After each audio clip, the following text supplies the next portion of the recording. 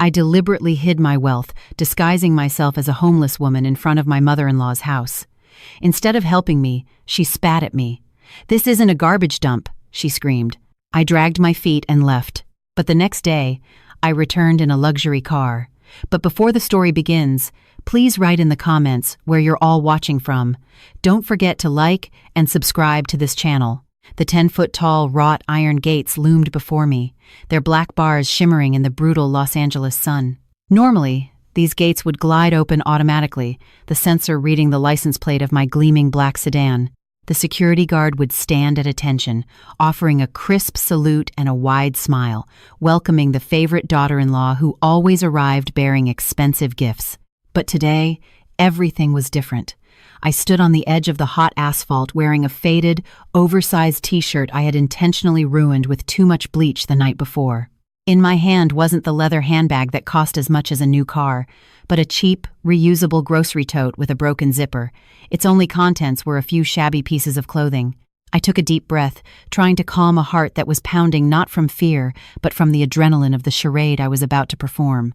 David, my husband, was in Europe on a business trip for 2 weeks. His communication was limited as he was in a mountainous region surveying a potential mine. This was the perfect time.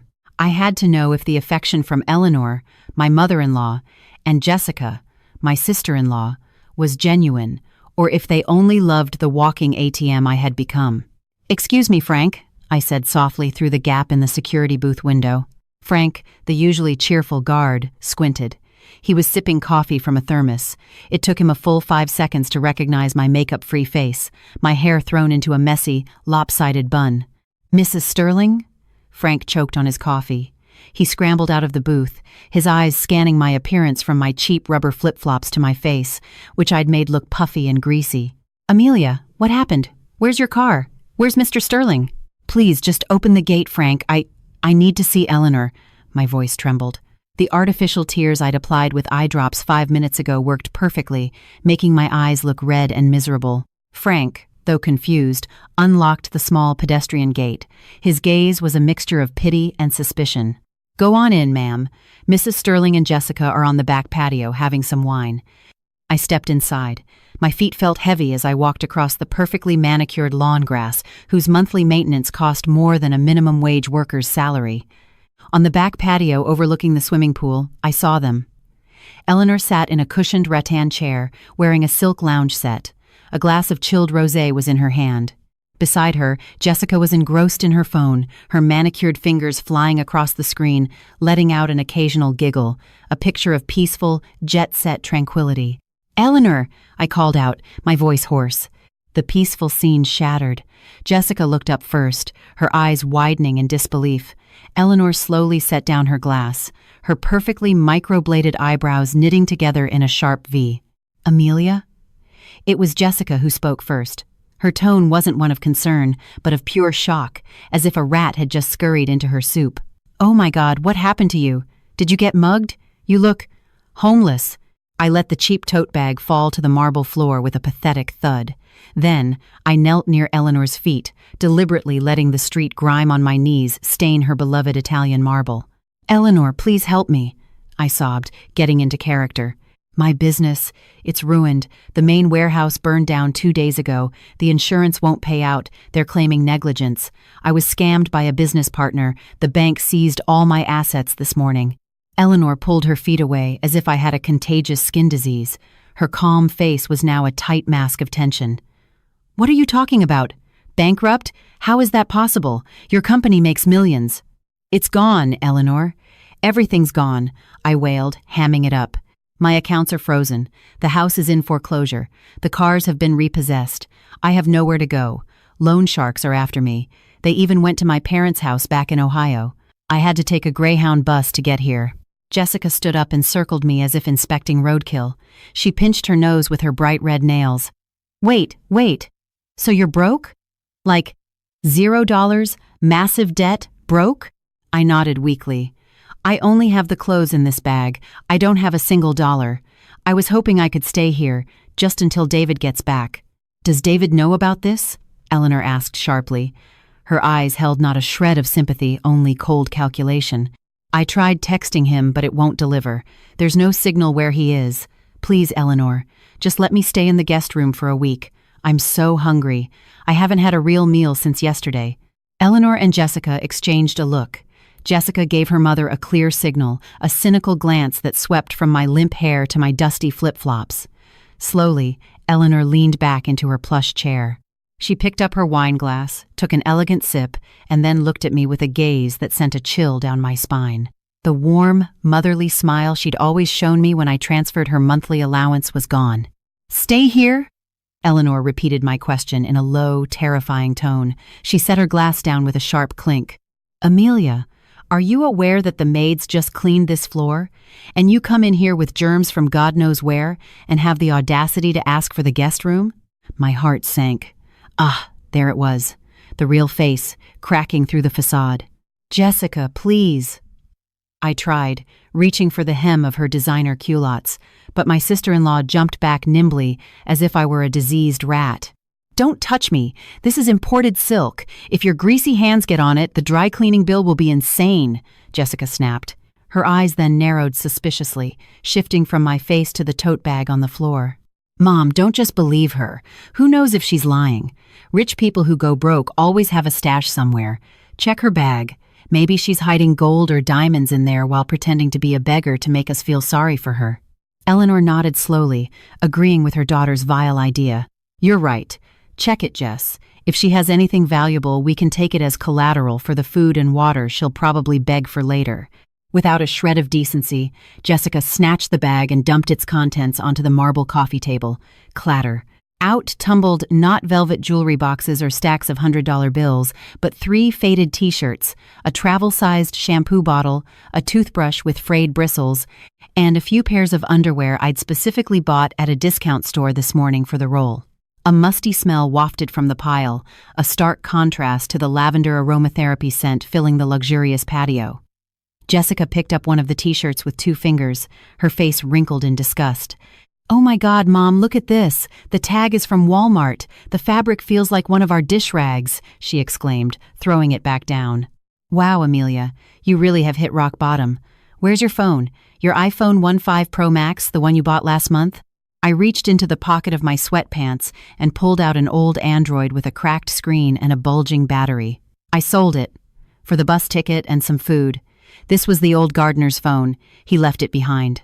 Jessica laughed, a dry, grating sound. She turned to her mother. "It's legit, Mom. She's officially broke. No wallet, no credit cards, no jewelry. Her wedding ring is even gone." Hearing Jessica's confirmation, Eleanor's entire posture changed. The wariness was replaced by a hard, stony resolve. The mask of the perfect mother-in-law shattered completely, revealing the true face of a predator who had just lost her primary source of income. She looked at me not as a daughter-in-law, but as a liability on a balance sheet. "So," Eleanor's voice was as cold as the ice in her drink, "you come here without a penny to your name, with debts chasing you, and you expect us to take you in? You're my family too, aren't you?" I whispered, looking down. When David's company almost went under, I was the one who injected $3 million without a second thought. When you wanted to renovate this house, I paid the contractor in full, up front. "I'm just asking for a place to sleep, Eleanor. I'm not asking for money." "That was your duty as a wife," Eleanor cut in, her voice rising. "Helping your husband and his family is an obligation, a good deed, but now you want to bring your problems here? Do you have any idea what will happen to our reputation if debt collectors show up here, screaming at our gate? We are a respected family, Amelia." Jessica chimed in eagerly, as if finally given a chance to vent years of pent-up jealousy over my success. "Mom's right. You're just bad luck now. David would be so stressed if he knew his wife was a broke, embarrassing failure. You should have some self-respect and disappear, not burden us." I looked from one to the other. The pain in my heart wasn't from their insults I had expected them. It was from seeing how quickly they erased all my past kindnesses the moment my perceived wealth vanished. Money truly was the best filter for a person's true character. "So, you're kicking me out?" I asked quietly, ensuring every word was seared into my memory. Eleanor snorted, making a shooing gesture with her hand, exactly like someone chasing away a stray cat. "We're not kicking you out. We just can't accommodate a vagrant. This house has standards, Amelia." "And you? She gestured with her chin toward my pile of clothes. No longer meet those standards. Besides, the guest room you used to use, Jessica is using it for her handbag collection now. It's full. No space. But it's getting cloudy, Eleanor. It's about to rain, I pleaded, trying one last time. Can I just sit on the front porch until it passes? Jessica laughed again. This time, she picked up her expensive phone and aimed the camera at me. Sure, if you want to be a spectacle for the neighbors. But remember, don't you dare try to come inside. You'll get my Persian rugs dirty with your filthy feet. It was then that Jessica did something that made my blood boil beneath my pathetic facade. She snapped a picture of me, kneeling on the floor. A little report for David later, Jessica said with a smirk. So he knows his wife has become a beggar. Maybe it's time he found someone more suitable. Before I could respond, a clap of thunder echoed across the sky. A heavy downpour suddenly began, as if the universe itself was setting the stage for the next act of my suffering. Eleanor stood, smoothing her silk outfit. Let's go inside, Jessica. It's getting wet out here. Let her clean up her own trash. The two of them sauntered into the air-conditioned house, sliding the heavy glass door shut and locking it right in front of my face. I was left alone on the patio, now being soaked by the rain, my dignity trampled into the ground. But through the glass door, I saw someone peeking from behind the kitchen blinds. The rain wasn't just falling, it was a deluge. In seconds, I was soaked to the bone. The thin, worn-out t-shirt clung to my skin, the cold seeping into my marrow. My teeth started to chatter, not just from the cold, but from the rage building inside me as I watched the scene behind the glass door.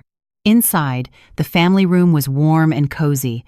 A crystal chandelier cast a luxurious golden glow. I could see Jessica lounging on an imported leather sofa, laughing on a video call, probably recounting the tale of her disgraced sister-in-law to her socialite friends.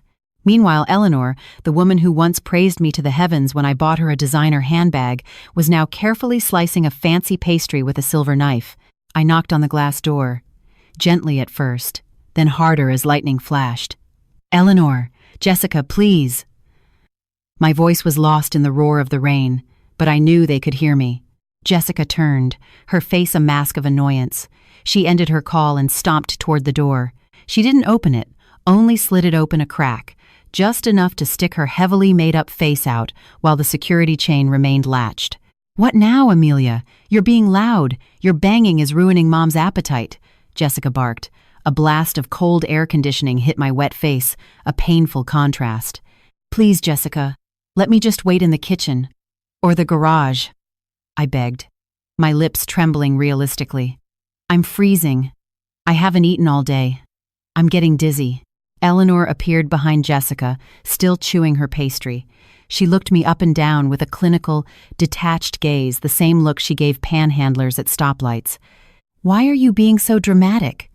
Eleanor's voice was flat but sharp. It's just a little rain, and you're whining. Remember, Amelia, life is a wheel. You were on top, living lavishly, being arrogant. Now God is teaching you a lesson. You should be out there reflecting, asking for forgiveness, not trying to force your way in and dirtying our house with rainwater. I was stunned. The gaslighting was masterful. Arrogant? I looked straight into Eleanor's eyes. I was never arrogant, Eleanor. Everything I had, I earned. I saved. I used it to buy this very house. I paid for your family's European cruise. Hey, Jessica cut in, her eyes wide. Don't bring up the past. That just proves you weren't sincere. Besides, do you think you got rich on your own? That was David's good fortune rubbing off on you. You're just the wife, a vessel for your husband's luck. If the money's gone now, it means you were the one who couldn't manage it. You wasteful woman. What kind of logic was this? The company was an inheritance from my father that I rebuilt from the ground up. David only joined the management team after we were married. But in their eyes, all my success belonged to David, and all my failures were my own fault. Eleanor, I tried to touch her hand on the door handle, but she snatched it away in disgust. Don't touch me, she yelped, wiping her hand on her own clothes with a look of revulsion. Listen to me, Amelia. We're not being cruel. We're teaching you to be independent. If we help you now, you'll never learn. You'll just keep depending on us. You need to feel what it's like to be poor, to build character. At least give me some water, Eleanor. Tap water is fine, I pleaded, humbling myself as much as I could. There's plenty of rainwater out there. Drink that, it's free, Jessica quipped with a chuckle. Besides, if we let you in, you might get comfortable and bring some disease with you. Who knows what kind of viruses you've picked up living on the streets. Ugh, so gross. Suddenly, from the kitchen behind them, I saw an older figure in a gray uniform hurrying over, carrying a tray with a mug of steaming water. It was Maria, their housekeeper. Her wrinkled face was etched with worry. She had clearly heard the commotion. "Ma'am, please, have pity on Mrs. Sterling." Maria's voice trembled as she dared to speak up. "I brought her some warm water." "Who told you to interfere?" Eleanor roared, her voice booming through the rain. She spun around and, in one swift motion, slapped the tray out of Maria's hands. Crash! The ceramic mug shattered on the hardwood floor. The hot water spilled, steam rising for a moment before disappearing. Maria gasped, her frail body shrinking in fear. "I'm sorry, ma'am, so sorry," she whimpered, picking up the broken shards with trembling hands. "Get back to the kitchen. If you dare give her food or drink without my permission, I'll dock your pay for 3 months." Eleanor threatened sadistically. Maria gave me a quick, tearful glance, a look of sincere apology before retreating to the service area. My heart ached. Maria, whose salary was less than the price of one of Jessica's bags, still had a conscience. The 2 women in front of me were heartless. Eleanor turned back to me, a triumphant smirk on her face. "See? You just caused trouble. Now my expensive mug is broken because of you. Go away. Stop standing in front of my door like a statue. You're ruining the view of my garden." "Eleanor, please." "Lock the door, Jessica. Double lock it," Eleanor commanded coldly. Jessica happily shoved the door shut. But just before it closed completely, she pressed her face to the gap and whispered, her voice a venomous hiss, "Just so you know, Amelia, we're actually relieved you're broke. David is too good for you." His ex-girlfriend, the senator's daughter? She just got back from London. She's beautiful, classy, and definitely not poor like you. You should just walk away before David has to be the one to kick you to the curb. Slam. The door shut. The sound of the deadbolt turning twice was agonizing. A thick curtain was drawn, completely blocking my view of the warmth inside. I stood frozen in the downpour. The water streaming down my face was no longer artificial. They were real tears of incandescent rage. But my performance wasn't over. I had to push them to their absolute limit. I staggered to a wrought iron bench at the corner of the patio, unprotected from the rain. I sat there, hugging my knees, letting the storm drench me, a perfect portrait of a hopeless vagrant. But in the pocket of my soaked sweatpants, my right hand clutched the old burner phone. The voice recorder had been running since I got out of the taxi down the street. Every insult, every lie, the sound of the shattering mug, it was all captured in crystal-clear audio. But Eleanor wasn't finished. Suddenly, a side door opened. It wasn't Maria, but 2 Dobermans, the house guard dogs, snarling as they were unleashed by Frank, who was clearly being forced by Jessica from a distance. The 2 dogs, Bruno and Rex, charged through the rain toward me, their barks deafening. Their teeth gleamed under the garden lights, ready to tear apart any intruder. Jessica stood safely behind the glass, a wide grin on her face, recording the moment, eagerly anticipating my bloody demise. I froze, holding my breath. My heart felt like it stopped beating. Not because I was afraid of being bitten, I had bought and trained them since they were puppies, but because I feared their animal instincts might be overridden by their new master's commands. "Bruno, Rex, sit!" I commanded, my voice firm despite shivering from the cold. Their powerful legs skidded to a halt, just 3 feet in front of me. Their noses twitched, sniffing the air, cutting through the scent of rain and my musty clothes. Their tails, which had been rigid, slowly lowered. Rex approached cautiously, sniffed my wet hand, and let out a soft whine. Bruno followed, licking my dirty knee. They recognized me. These vicious beasts had a better memory for affection than the humans inside that house. Behind the glass, Jessica's smile vanished. She seemed to shout something, and the side door burst open again. This time it was Eleanor, her face red with rage, being shielded by Jessica with an umbrella. "Useless dogs, why did you stop?" Eleanor screamed at the animals, then her furious gaze landed on me. "And you, still playing games with my pets?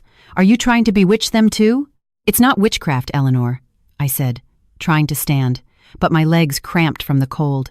I fell back onto the hard paving stones. See? Even the guard dogs know I'm not a threat. I'm still family. Eleanor marched forward, her high heels clicking menacingly on the stone.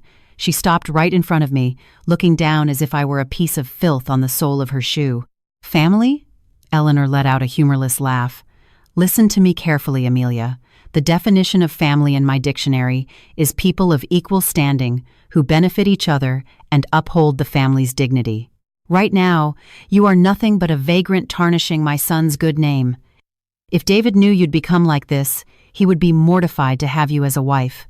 I promise I won't be an embarrassment, Eleanor. I'm just asking to sleep in the back shed. Please. I clasped my hands together, begging with what little pride I had left.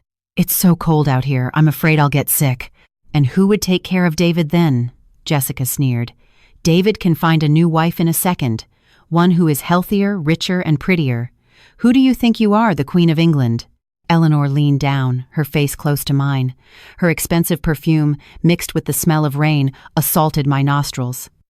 You want to know my final answer? She whispered. Before I could reply, Eleanor gathered saliva in her mouth and Pewee spat directly on my left cheek. It was warm and disgusting. Mixed with the cold rainwater, it trickled down my chin. My world went silent. The sound of the rain seemed to vanish. All I could hear was the sound of my own heart shattering into dust. This was no longer an act. This was the most primal, degrading insult one human could inflict on another. That's my answer, Eleanor hissed cruelly. This house is not a garbage dump. And you, Amelia, you are nothing more than trash that needs to be thrown out. Eleanor turned toward the security post. Frank, get her out of here now. If she's still on my property in 1 minute, you're fired tomorrow. Frank ran out, his face pale with the fear of losing his job. I'm sorry, Mrs. Sterling. I'm so sorry, he whispered, his voice trembling as he took my arm. His grip was weak. He didn't want to do it. But Eleanor's hawk-like gaze left him no choice. Drag her properly. Don't be so gentle, Jessica yelled. With tears and spit on my cheek, I let Frank drag me away. My feet scraped across the grass and gravel, leaving a trail in the wet earth. I didn't resist. I just stared straight ahead at the patio, memorizing the smug, triumphant faces of Eleanor and Jessica. Frank pulled me all the way outside the tall iron gates. I'm sorry, ma'am. I really am. I have a wife and kids to feed. Frank sobbed before gently letting me go on the side of the road. It's okay, Frank. You're a good man, I whispered, my voice barely audible. He hurried back inside his booth and pressed a button. The massive iron gates began to close with a heavy, mechanical hum. Clang. The gates shut completely, locking me out of my old life. I was truly alone now, on the side of a dark, deserted road. The rain fell harder, drenching my shivering body. No taxis, no Ubers, nowhere to take shelter. There was only me, the darkness, and a pain that was crystallizing into cold, hard vengeance. I hugged my knees under a large tree across the street, trying to choke back a sob. Suddenly, through the roar of the rain, I heard the creak of a rusty hinge. Not from the main gate, but from a small side door used for taking out the kitchen trash. Someone slipped out, carrying a black umbrella with one of its spokes broken. The figure hobbled against the strong wind, the tattered umbrella nearly ripped from their grasp. As they approached the tree where I was hiding, I recognized the wrinkled face, wet with rain. Mrs. Sterling? Her voice was a quivering whisper, half sob. Oh, dear Lord, how did it come to this? It was Maria, the oldest housekeeper, who had worked for the family since David was in middle school. Her thin body was shivering, but she quickly held the umbrella over me, letting her own back get soaked by the downpour. Maria, I looked up, my eyes stinging, and not from the acting this time, seeing the sincerity in her old eyes, at a time when my husband's own family had spat on me, felt like salt in an open wound. What are you doing here? You'll get in trouble. Go back, Maria. I'll be fine. No, ma'am. I can't let you freeze to death out here. What they did, it's a sin, Maria said, pulling at my arm, trying to help me up. Her strength was feeble, but her will was iron. Come with me. We'll use the side gate, the one for the trash. The security guard won't see. The camera there has been broken for a week. I hesitated. If I was caught, my whole charade could be ruined, Or worse, Maria would face the consequences. But the cold was biting deep into my bones. My lips were turning blue. I finally nodded, letting the old woman guide me through the darkness. We crept like thieves into our own home, through the small, rusty gate, down a narrow, smelly alley, and finally to the servants' quarters at the very back of the property. This area was a world away from the main house. Here, the walls were damp and the paint was peeling. Maria opened the door to her room. It was tiny, maybe 6 by 9 feet, containing only a simple cot with a thin mattress, a rickety plastic wardrobe, and a small, dusty fan. But to me, in that moment, this stuffy room smelled more luxurious than a 5-star hotel suite. "Come in, ma'am. Sit on the bed," Maria said, locking the door behind us. She immediately grabbed a towel from a hook. "I'm sorry, ma'am, the towel is rough. It's mine." I took it and dried my hair. Maria rummaged through her wardrobe and pulled out one of her own faded dresses, but it smelled clean. "Change out of those wet clothes, or you'll catch a cold. I'll hang them behind the mini-fridge to dry." After I had changed, she had me sit on the cot. She then unwrapped a small package from waxed paper. It was a half-eaten sandwich and a small apple. "Eat this, ma'am." It was my dinner. "I haven't touched it yet," she said, handing me the food. I looked at the simple meal, then at Maria's gaunt face. I knew the rule in this house. The staff didn't eat until their work was done at 9 p.m. It was only 8. It meant Maria hadn't eaten all day. "What will you eat if I take this?" I asked softly. Maria smiled, revealing her few remaining teeth. "Oh, I'm fine. I have some crackers. An old woman like me doesn't need much. You're young. You need your strength. Please, eat. You'll make me sad if you don't." Tears streamed down my face. Real tears this time. I sobbed as I ate the sandwich. It was plain and cold, but it tasted like the most delicious meal in the world, seasoned with incredible kindness. Maria rubbed my cold feet with warming balm, murmuring prayers for me. "Be patient, ma'am," she whispered. "God sees everything. The wheel is always turning. Right now they are on top, they can step on people. But who knows, tomorrow they might be the ones needing your help." Her simple words struck my heart. Maria didn't know that tomorrow was literally the next morning. "Maria, I'm so sorry for troubling you," I said between sobs. "It's no trouble.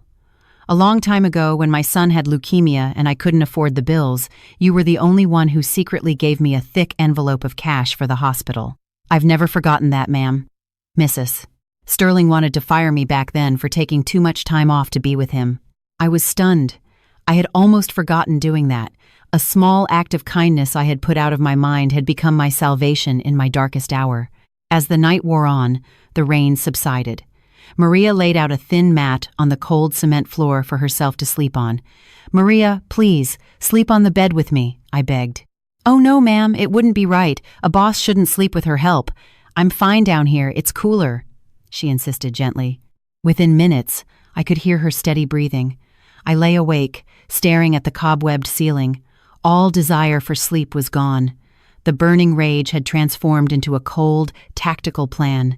I reached for my burner phone. It was still working. I turned on the screen. There was one new message from Victoria, my personal assistant and most trusted employee. From Victoria. "Mrs. Sterling, the targets have taken the bait. Eleanor just emailed confirmation for a $5 million loan from our Shell Financial Company, using the deed to her current residence as collateral. She's asking for the funds to be dispersed tomorrow morning at 9 a.m. I smiled faintly in the darkness. So foolish. Eleanor was so desperate to maintain her lifestyle that she'd borrowed money from a lender she thought was legitimate when it was actually a subsidiary I owned, created specifically to acquire distressed assets. My thumbs flew across the cracked screen. To Victoria. "Have the Rolls-Royce Phantom ready. Bring all original documents. Pick me up tomorrow at 8 a.m. at the coordinates I'm sending. Make sure you are impeccably dressed. We're going to put on a show." After sending the message, I turned off the phone and hid it. I closed my eyes, imagining Eleanor's face tomorrow morning when she discovered who really held her financial lifeline. But just as I was about to drift off, I heard heavy footsteps approaching the servants' quarters. They stopped right outside Maria's door. The doorknob began to turn. My heart stopped. I held my breath, pressing myself into the thin mattress. On the floor, Maria was frozen, her eyes wide with terror, staring at the flimsy wooden door. The doorknob jiggled again, more forcefully this time. "Maria, are you deaf?" It was Jessica's shrill voice, muffled but clear. I squeezed my eyes shut. If she came in and found me, not only would I be humiliated again, but Maria would be fired on the spot without a second thought. "Yes, Miss Jessica, I was sleeping," Maria called out, her voice raspy, forced to sound like she'd just woken up. "Don't forget to skim the pool before Mom wakes up. Some leaves fell in during the storm. If she sees a single leaf, I'm docking this month's pay for my new skincare routine," Jessica snapped from outside. "Yes, miss, right away." There was a moment of silence.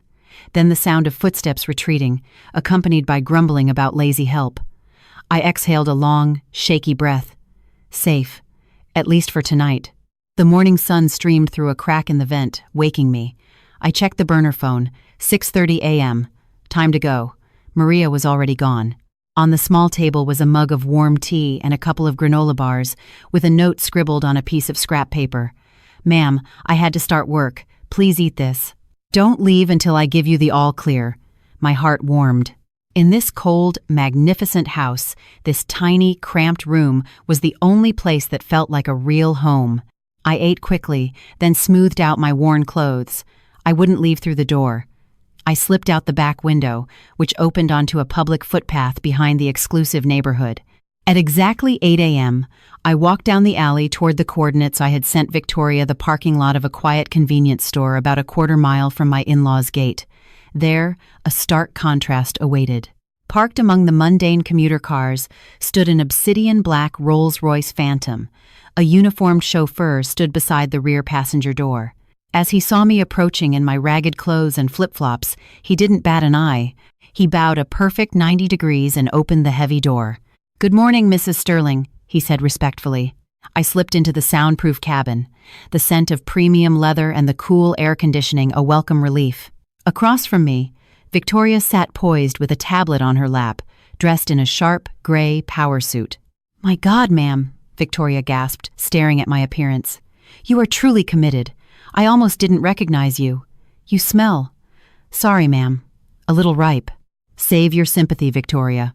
Report," I said coldly, reaching for a tote bag containing a change of clothes. The car's privacy shades were drawn. Victoria handed me a thick red folder. "As you predicted, Eleanor applied for the $5 million loan, but our audit team found something else this morning. A plot twist." I paused from buttoning my white silk blouse. "What is it?" "Look at page 3, Victoria said, pointing to a flow of funds chart. "Eleanor and Jessica's lavish lifestyle isn't funded by the late Mr. Sterling's business.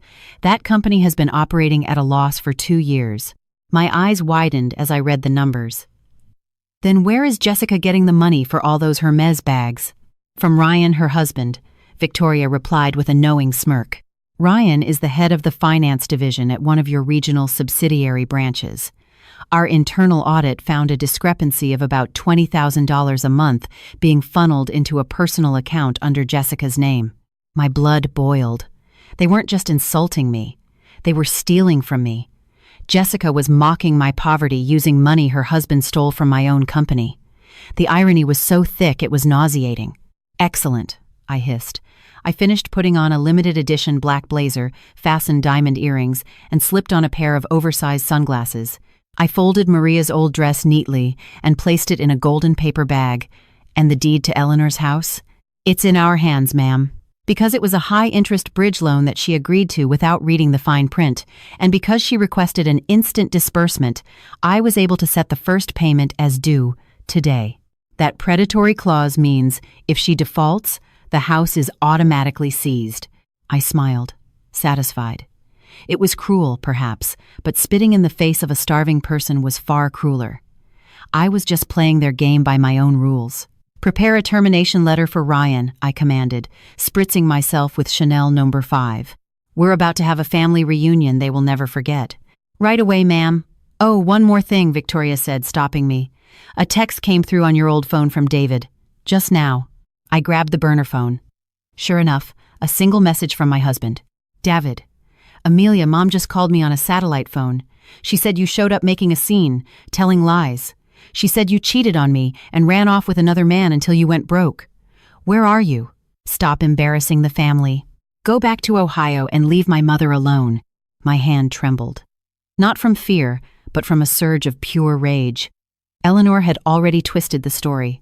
And my husband, the man I loved, believed his mother without even asking for my side. Drive, I said flatly to the chauffeur, and ram the gate if you have to. The Rolls-Royce purred to life, gliding out of the parking lot, carrying the Queen back to her castle to deal with the traitors. But as we turned onto the main street leading to the house, we saw a crowd gathered at the gate. An ambulance was there, its lights flashing. Victoria checked her phone frantically.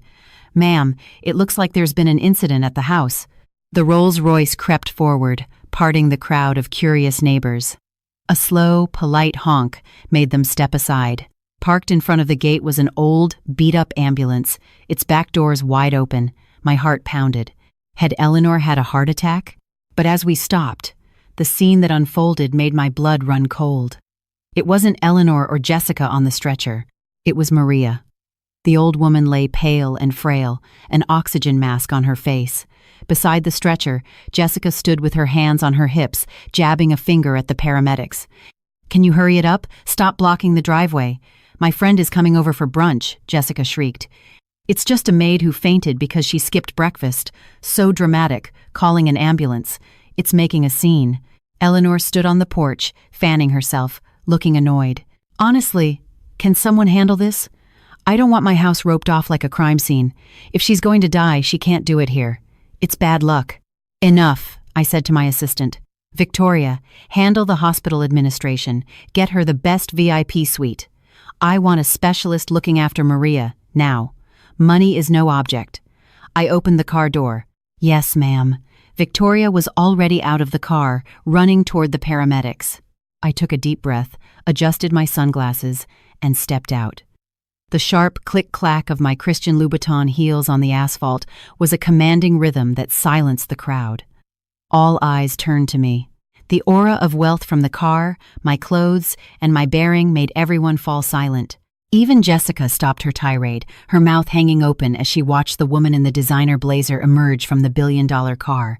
She squinted, not recognizing my face behind the large sunglasses and elegant makeup. "Excuse me, who are you?"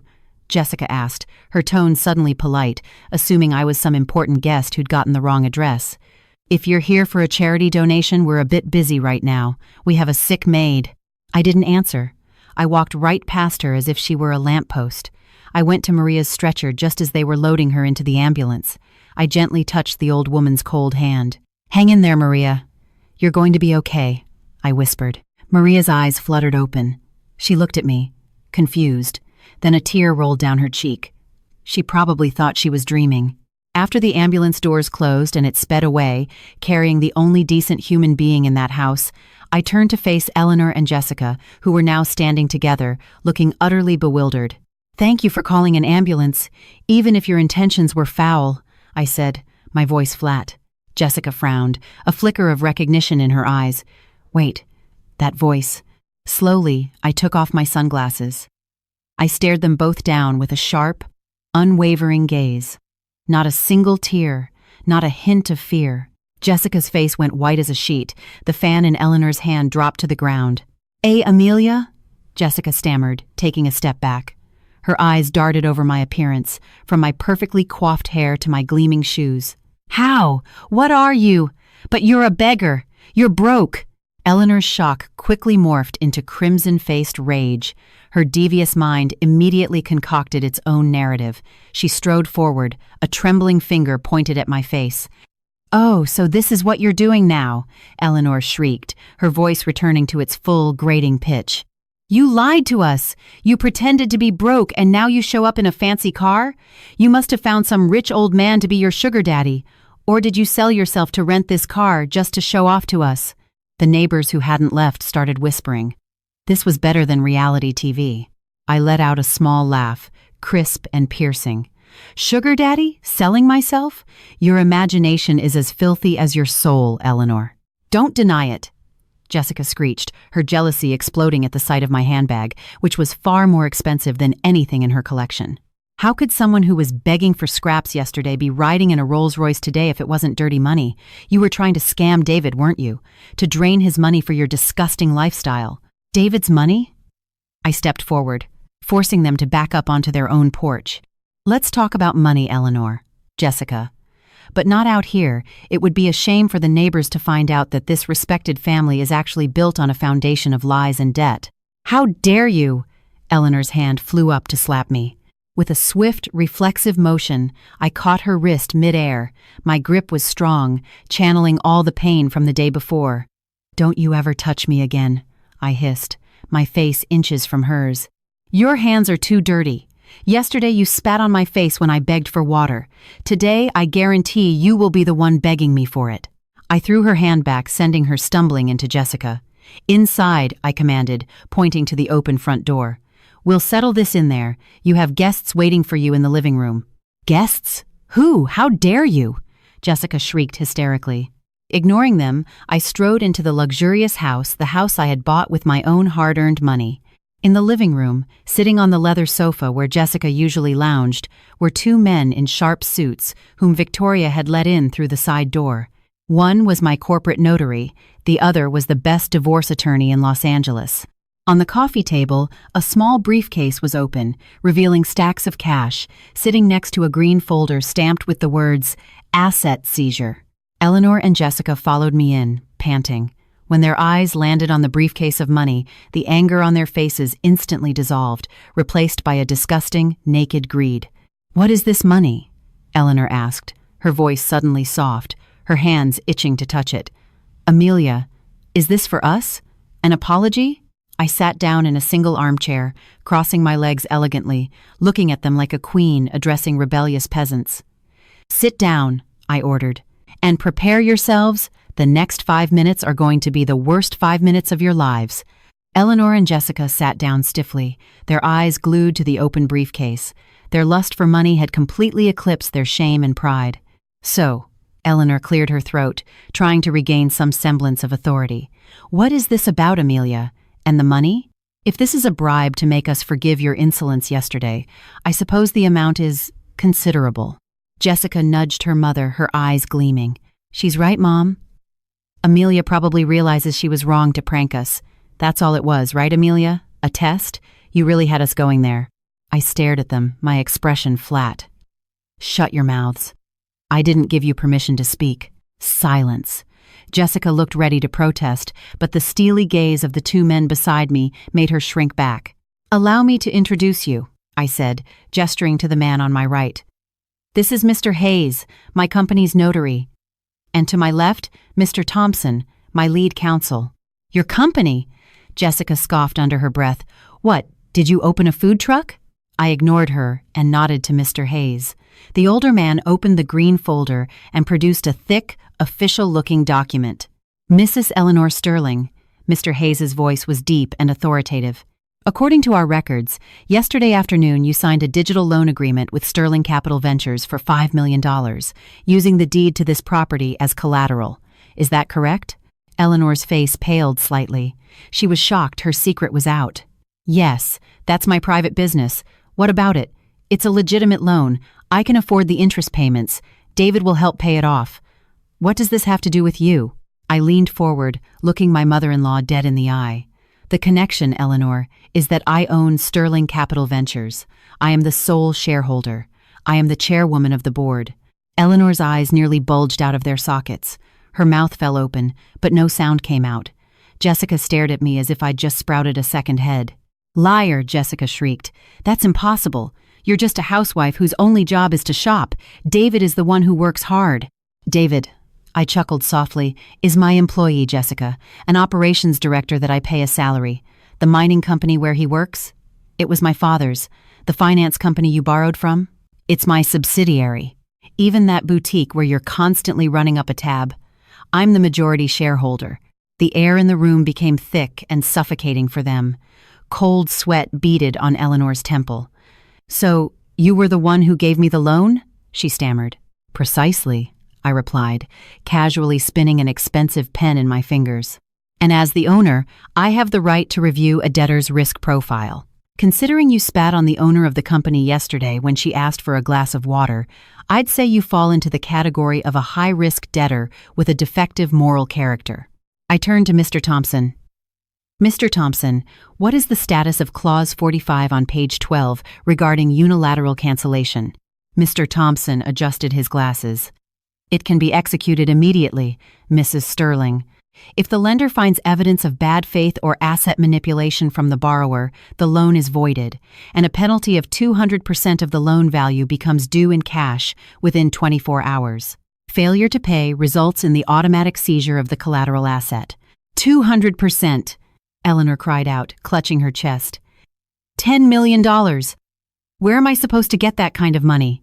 That is not my problem, I said coldly. You have 24 hours.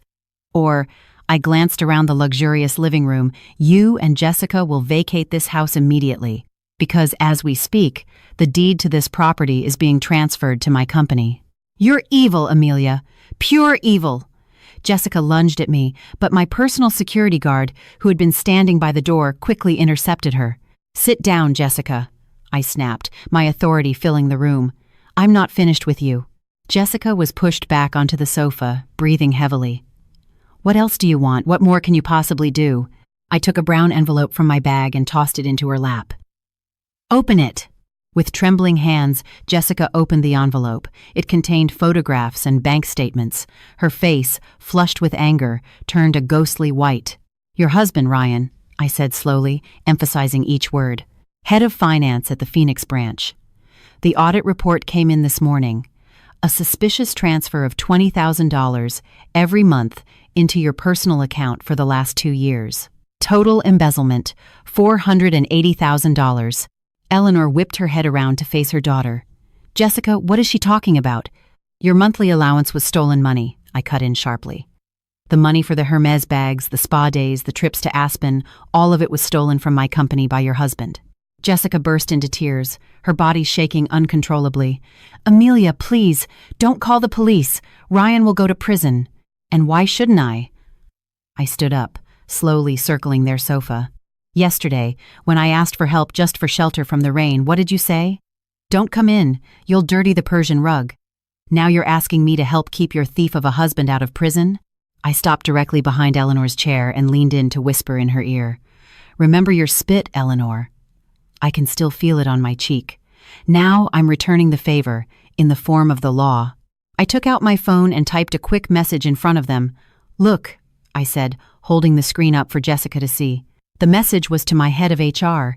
Terminate Ryan Thompson for cause, effective immediately. Forward all evidence to the Phoenix Police Department. File charges. Amelia, no, don't send it, Jessica screamed, trying to grab my phone. Too late, my thumb hit send. Whoosh. Sent, I said flatly, putting my phone away. Enjoy your ruin. Before Jessica could even scream, her phone, lying on the coffee table, began to vibrate violently. Her husband's name flashed on the screen. She stared at it in horror, then at me, then back at the phone. Her hand shook as she answered and put it on speaker. Ryan's voice came through, broken and panicked, with the sound of approaching sirens in the background. Jessica, can you hear me? The police are at my office door. They have a warrant. This is all because of you and your insane lifestyle.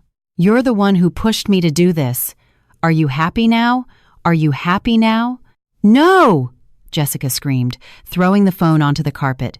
She covered her ears, sobbing hysterically. No, it can't be.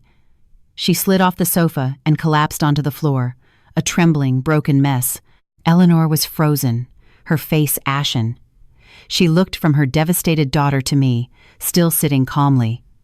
You're a monster, Eleanor whispered, pointing a shaky finger at me. You destroyed my family. Correction, I said, setting down my teacup. I didn't destroy anyone. I simply turned on the lights. And it turns out when the lights come on, all the rats start scurrying. Rats? You call us? Eleanor surged to her feet. She grabbed a crystal vase from the table, ready to hurl it at me. Mr. Thompson cleared his throat loudly. Mrs. Sterling, I must advise you that committing physical assault in front of legal witnesses will add a string of felonies to your current legal troubles. Eleanor's arm froze midair. The vase trembled in her hand before slipping from her grasp and rolling harmlessly onto the thick carpet. Her fight was gone. Give it back, Eleanor whispered, her voice a desperate plea. Amelia, please, call off the police. Pay off Jessica's debt. Let us stay here. I promise. I promise I'll treat you like a daughter again. I'll make David be good to you." I laughed, a genuine, bitter laugh at her pathetic offer. "Eleanor, don't you get it?" I stood and walked toward her. "I don't need you to treat me like a daughter." "And David?" I picked up a stack of $100 bills from the briefcase and fanned them in front of her face. "This money. I had set this aside for your anniversary gift next month, a whole briefcase, just for you. But," I dropped the bills onto the floor at her feet, "because of what you did yesterday, this money will now be donated to a nursing home, a place you might just end up." Those words were the final blow. Eleanor's face turned a deathly shade of purple. Her eyes bulged, and she gasped for air, clutching her chest. "Mom? Mom, what's wrong?" Jessica cried out from the floor. Suddenly, Eleanor's body went rigid. Her eyes rolled back in her head, and her legs gave out, thump. She collapsed onto the floor, landing on the pile of money, her body convulsing once before going still, her breathing ragged. "Mom!" Jessica screamed, crawling over to her. "Mom, wake up, don't leave me." Chaos erupted. My legal team stood alert. I looked down at my mother-in-law's motionless body. I felt no sadness, only a profound emptiness. This is how pride ends, felled by the very money it worshipped. "Victoria," I called calmly. "Yes, ma'am." She appeared instantly. "Call another ambulance. Not the VIP one this time, the standard city one. Use their insurance, if they have any, and make sure Jessica goes with her. Once they are off this property, lock the gates, change all the access codes, and burn everything that belongs to them." "Yes, ma'am." Just as my security team moved to help Eleanor, the sound of a car screeching to a halt filled the driveway, followed by a slamming door. Someone ran into the house, breathing heavily. "Mom, Jessica, what happened?" It was David, my husband. He stood in the doorway, still in his dusty field clothes from the mining site. His eyes widened at the scene, his mother unconscious, his sister hysterical, and me, his wife, standing tall like an executioner. He looked at me, his eyes a storm of confusion, fear, and anger. "Amelia." His voice was low and trembling. He strode past his mother and came directly to me. "What did you do to my family?" "What did I do?" I repeated his question. "The better question, David, is what did your family do to me when I came to them for help?" He grabbed my shoulders. "My mother is an old woman, Amelia. Whatever she didn't deserve this. You're my wife. You're supposed to respect her," he yelled. "And Jessica, why is Ryan being arrested? Have you gone insane with your money?" I shoved his hands off me. "Respect?" I laughed without humor. "Listen to this, David. Use those ears that have only been listening to your mother's poison." I pulled out the burner phone and hit play on the recording, turning the volume to maximum. Eleanor's voice filled the room.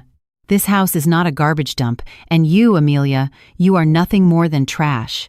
It was followed by the wet, disgusting sound of her spitting, and then Jessica's mocking laughter.